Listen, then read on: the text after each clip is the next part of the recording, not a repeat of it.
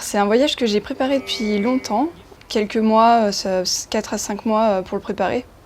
Donc je me suis déjà renseignée sur un forum avant. J'ai regardé un peu comment on pouvait partir dans des bonnes conditions là-bas. Mon objectif en Inde, c'était à la base, je voulais faire une partie du nord et essayer de redescendre dans le sud en passant par les rizières en fait. C'était pas jouable en un mois, donc du coup j'ai préféré faire tout le Rajasthan. Ce qui m'a plu le plus, je saurais pas vraiment le définir parce que tout avait été plus ou moins intéressant à chaque niveau en fait. Il y avait toujours quelque chose de surprenant dans chaque ville. Yo, this is Yo Yo Yo Yo Yo Yo. This is a song by Chantu Baba, a rap song. Enjoy it, bros. Alors, je suis pas partie seule parce que j'ai pensé que ça pouvait être dangereux pour moi, mais en étant là-bas, j'ai rencontré des femmes qui voyageaient seules en Inde. Et je me suis rendu compte que petit à petit, c'est juste une question d'adaptation, puisque leur fonctionnement n'est pas le même que le nôtre là-bas. Et du coup, au final, on peut quand même réussir à s'adapter. Il faut être quand même très très vigilant, du coup. Alors j'ai toujours voyagé en train, parce que justement, c'est très bien desservi. Donc le système ferroviaire là-bas, il est vraiment au point. Par contre, c'est assez rigolo, parce qu'ils n'ont rien d'informatisé, ou presque.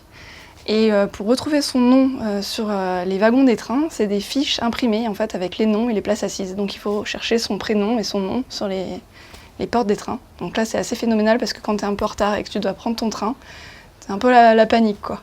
Il y a une scène qui m'a marquée où j'ai eu très peur. C'était quand je me suis trompée de train. Je me suis retrouvée dans une situation à un moment donné, c'était en pleine nuit, réveillée en sursaut par une horde d'Indiens qui tapait sur les fenêtres et sur les portes pour entrer dans le train à 2 h du matin, alors que je venais juste de m'endormir.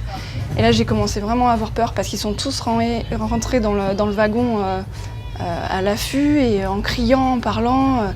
Aucune personne parlait anglais et j'étais vraiment apeurée. J'étais dans mon sac de couchage comme ça et j'attendais de savoir comment ça allait se passer. Et en fait, les gens étaient juste pressés de pouvoir rentrer dans le wagon. J'ai aussi utilisé le tuk-tuk. Donc, tout le monde doit plus ou moins connaître le tuk-tuk. C'est la petite voiturette à 3 roues qui sont vertes et jaunes là-bas en Inde. Il y en a d'autres couleurs bien sûr, mais les plus connues c'est celle-ci et c'était assez rigolo. T'as ramené des souvenirs? J'ai ramené pas mal de choses, ouais. J'ai ramené ce collier déjà, qui vient de là-bas, une pierre de lune. Les bijoux sont très peu chers et c'est des vraies pierres. J'ai ramené beaucoup de tissus aussi, donc de la soie, du cachemire. C'est vraiment un endroit où justement tout est peu cher, donc très accessible. On vient avec un petit budget, c'est tout à fait accessible. Le paysage, quand on est sorti de l'aéroport, c'était complètement fou, quoi. Les arbres, les palmiers, tout ça, immenses, parce qu'ils entretiennent rien du tout. Donc tout est naturel en fait. Tout est mêlé, tous les bâtiments sont mêlés au côté naturel. En plus, on est arrivé vers le quartier des bidonvilles qui est situé à côté de l'aéroport. Donc on découvre tout ça en premier temps. Ça fait assez bizarre, ouais.